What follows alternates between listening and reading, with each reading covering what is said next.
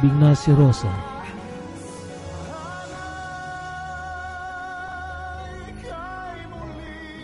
At sa pag-uwi na mag-aama sa kanilang bahay, parang sinakluban ng kadiliman ang buong kabayan.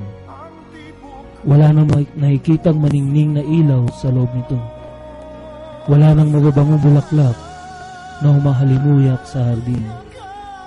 Balot sa kalungkutan, sa pangungulilang, dahil sa pagkawala ng isang minamahal.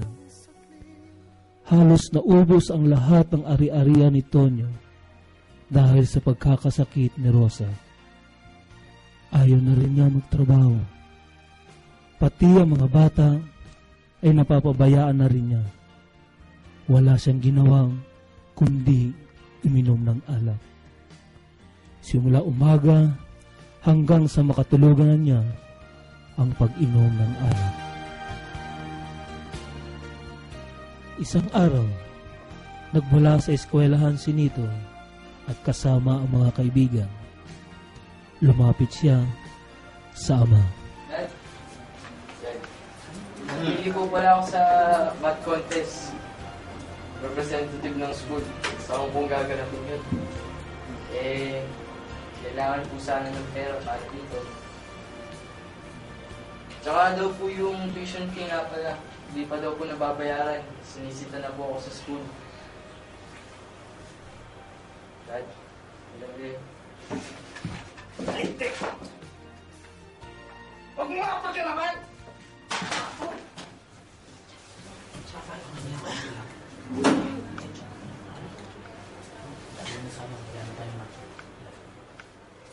Wala na tayong pera! Hindi na kayo mag-aaral! Malis ka na sa harapan ko!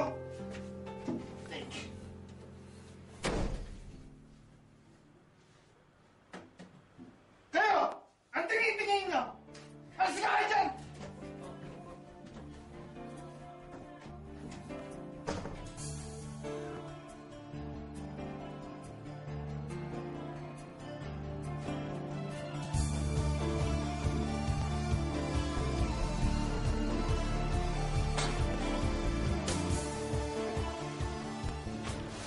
Nagpit pala talaga ang iyong ama.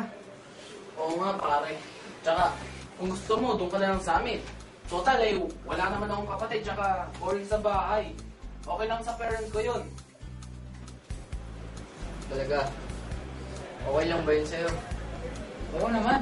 Parating ako dun sa bahay niya sa church eh. Madalas kasi wala yung parents niya. Talaga sa business. Kasi kaya kasi lang niya yung umaasikaso sa kanya. Pero kung gusto mo, gimmick tayo. Tama. Pwede na rin tayo mapag-practice para sa banda natin. Gimmick to the max! Yan. Oh, saan ka pa? Pag na problema mo. Oo, okay na pare. Oo. Sama mo na yan. Tama. Mamaya, sundin niyo ako ulit. Lalayas na ako dito. Ha? Sige. Mamaya na rin. Tatita tayo mamaya gabi. Dito. Sige. Mamaya na rin. Abangan ka namin sa labas. Kinagabihan, may kaluskos na narinig si Elena sa ibaba. Oh, Nitoy! Saan ka naman pupunta? Ba't may dala kang bag? Lalayas na ako, ate. Gaya mo na ako. Dito na tayo ginagawa sa akin ni Dad. Nakita mo to? Gawa to ni Dad kanina. Lalayas na ako, ate. Saan ka naman pupunta at paano ko mabubuhay mag-isa? Nandiyan na sila Charles sa baba. Susundin niya ako. Kampunin niya na ako. Doon gagawa kami ng banda. Para kahit onting pera man lang. Para sa aming kinabukasan. Ay, mate. Bahala ka na kay Dad.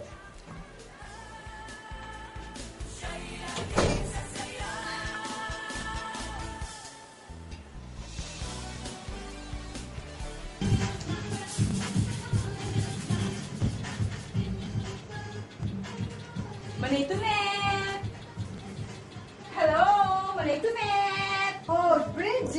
Kumusta ka na? Alam mo, kasama ko na yung kaibigan ko na sinasabi sa'yo na gusto mong trabaho sa club mo. Girl, makilatis ko nga ang beauty niya. Aba, may face value. Ikot ka nga, girl. Wow, ang kutis. Kutis porcelana at ang kamay. Hulaan ko. Brits ka, no? Dati po yun. Pero ngayon, kailangan ko po ng trabaho. Sana po tanggapin niyo na ako dito. Marunong po akong kumanta. Kaya lang, hindi ko kailangan ng singer ngayon eh. Ang kailangan ko, mananayaw. Marunong ka bang sumayaw ng ganito? Oo, Manay. Magaling yan sumayaw. Katunayan niyan, isa yan sa mananayaw sa school namin. O siya, sige. Tanggap ka na. Ano ang pangalan mo? Lena! Lena po pangalan ko. Naku, maraming salamat po. Hindi na naalintan ni Helena ang pinasok niyang bagong mundo. At siya ay nakaayon na rin sa takbo ng mundong ito.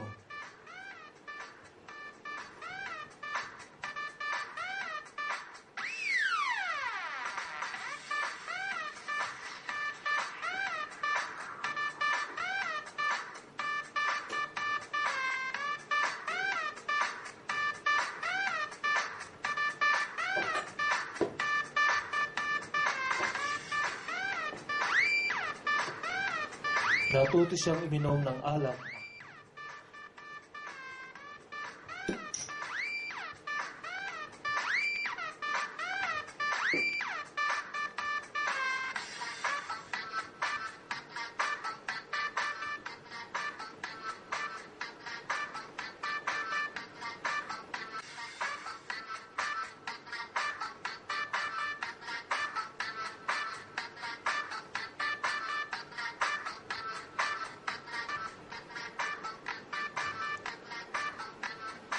At nakilala niya sa club si Mr. Lee.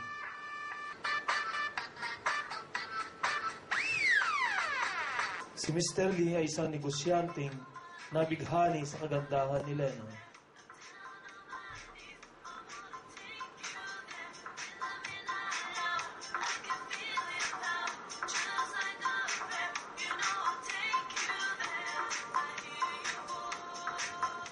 Di nagtagal, gabi-gabi ay parati siyang pinupuntahan ni Mr. Lee sa club. Madalas, may abot sa kanyang regalo.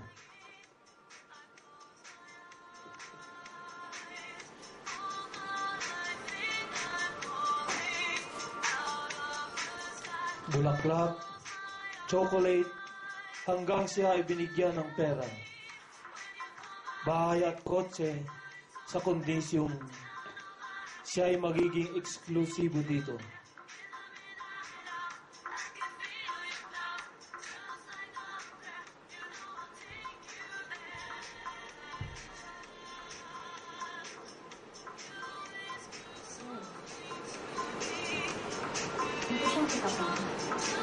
Oo, mayaman ako.